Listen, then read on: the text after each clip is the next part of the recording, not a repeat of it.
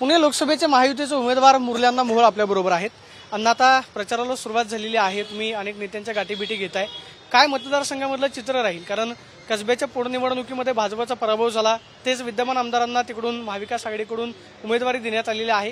काय आव्हान वाटतं तुम्हाला या सगळ्या मतदारसंघात? मुळात पहिलं मला असं वाटतं की एखाद्या विधानसभेची पोटनिवडणूक आणि लोकसभेची सार्वत्रिक निवडणूक जमीन आसमानचा फरक आहे हो। ही देशाची निवडणूक आहे, देशाचं भविष्य ठरणार आहे याच्यामध्ये। त्यामुळे देशाचं भविष्य कोणाच्या हातात सुरक्षित राहील हे देशवासी विचार करतात, हे पुणेकर विचार करतात। मग त्याचा याचा संदर्भ शून्य आहे। म्हणून मला असं वाटतं की शेवटी पुणेकरांनी ठरवलंय, जे देशात आपण कुठेही गेलात तरी आपल्याला ऐकायला मिळेल, अनुभवायला मिळेल की मोदीजीच असं एकमेव नेतृत्व देशात आहे की देशाचं नेतृत्व करू शकतात। त्यामुळे ही निवडणूक मला असं वाटतं देशाचं भविष्य ठरवणारी आहे, ती निश्चितपणे आम्ही जिंकणार। गेल्या लोकसभेमध्ये खरं तर अजित पवार हे तुमच्या विरोधामध्ये होते, मात्र आता अजितदादा तुमच्यासोबत आलेले आहेत। अजितदादांचा पुण्यामध्ये फायदा होईल, कारण त्यांचे सुद्धा आमदार आहेत, विशेषतः वडगाव शिरी जो तुमच्या मतदारसंघामध्ये येतो, तिथला सुद्धा तुम्हाला फायदा होताना पाहिला? 100% होणार। अजितदादांचं शेवटी अजितदादा पुण्याचे आहेत। पुण्याच्या राजकारणात 40-45 वर्ष त्यांनी आज काम केलंय, नेतृत्व केलंय। पुण्याचे पालकमंत्री होते, राज्याचे आज उपमुख्यमंत्री आहेत। त्यामुळे उलट राष्ट्रवादी आहे, शिवसेना आहे, आरपीआय आहे आणि आम्ही सगळे अक्षरशः इतके मनाने एकत्र सगळे लढतोय, ते तुम्हाला चित्र दिसेल। त्यामुळे अजितदादांमुळे तर 100% फायदा आहे। आज त्यांची संघटना मजबूत आहे, केडर त्यांच्या सोबत आहे त्यांच्या संघटनेतलं। त्यामुळे कार्यकर्ते बरोबर एकरूपपणे काम करतायत, नेते एकत्र काम करून बसतायत, नियोजन करतायत। मला असं वाटत नाही त्यामुळे की काही अडचण आम्हाला, आमचं सगळे आम्ही अक्षरशः एक दिलानं या ठिकाणी काम करतोय। सगळ्यात महत्त्वाचं म्हणजे जे आता तुमचे प्रतिस्पर्धी उमेदवार आहेत ते तुमच्यावरती टीका करतायत की पुणेकरांना जनतेतले मोहोळ हवेत, मोदींचे मोहोळ नकोय। मी तुम्हाला आज सांगतो, मला ही निवडणूक विकासाच्या मुद्द्यावर लढायची आहे। आम्ही ही निवडणूक देशाचं भविष्य ठरवणारी म्हणून त्या दृष्टीने त्याकडे बघतोय। त्यामुळे कोणी काय बोलेल याच्याकडे मी काही लक्ष देणार नाही। मी कुणाबद्दल व्यक्तिगत काही बोलणार नाही। शेवटी निवडून कोणाला द्यायचं, मोदीजींना एक मत पुण्यातनं देताना ते कोणाचं असलं पाहिजे हे पुणेकरांना माहिती आहे, त्यामुळे पुणेकर ठरवतील।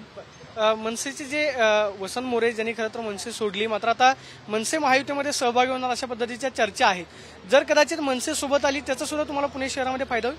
निश्चितपणे। शेवटी राजसाहेबांचं या महाराष्ट्रामध्ये एक वलय आहे। राजसाहेब ठाकरेंच्या बद्दल निश्चितपणे समाजामध्ये एक चांगली भावना आहे। त्यामुळे मनसे जर उद्या राज्यात महायुतीत आले तर आनंदच आहे आम्हा सगळ्यांना। मात्र ते वसंत मोरे असं म्हणतायत की 10 वर्ष झालं भाजपच्या हातामध्ये पुण्याची सत्ता होती, मात्र भाजपनं शहरातला विकास केला नाही।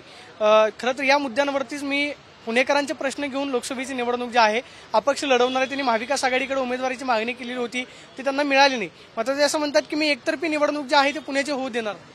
त्यांनाही शुभेच्छा आहेत, सगळ्यांना शुभेच्छा आहेत आमच्या। ज्यांना लढायचं सगळ्यांनी लढा।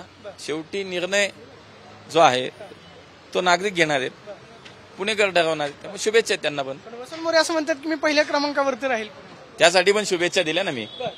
शेवटचा प्रश्न, खरं तर भाजपवरती आरोप करण्यात येतोय की त्यांना लोकसभेचं गणित जमवता येत नव्हतं म्हणून राष्ट्रवादी काँग्रेस पक्ष फोडला, त्याचबरोबर ठाकरेंची शिवसेना फोडली, तरी सुद्धा लोकसभेचं गणित जमत नाही म्हणून राज ठाकरेंना सोबत घ्यावं लागतं। शरद पवारांच्या पाठीमागे सहानुभूती आहे, उद्धव ठाकरेंच्या पाठीमागे सहानुभूती आहे, त्याचा फटका काय या लोकसभा मतदारसंघामध्ये पाहायला मिळेल?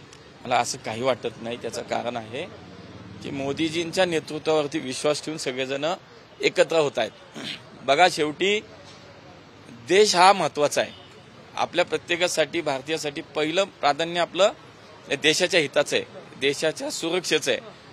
आणि सगळ्यांना हे समजतंय की देश सुरक्षित आणि देश विकसित जर व्हायचा असेल, ठेवायचा असेल तर मोदीजींशिवाय पर्याय नाही। त्यामुळे मोदीजींचे विचार, मोदीजींचं काम हे डोळ्यासमोर ठेवून सगळेजण एकत्र येत आहेत।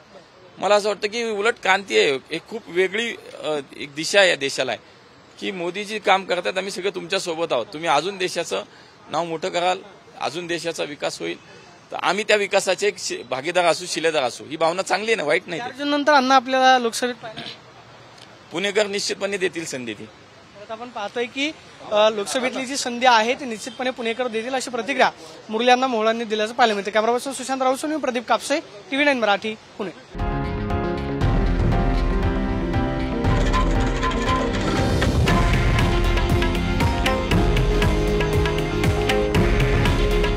हे आहे देशातील नंबर 1 न्यूज नेटवर्क आणि आपण पाहत आहात TV9 मराठी.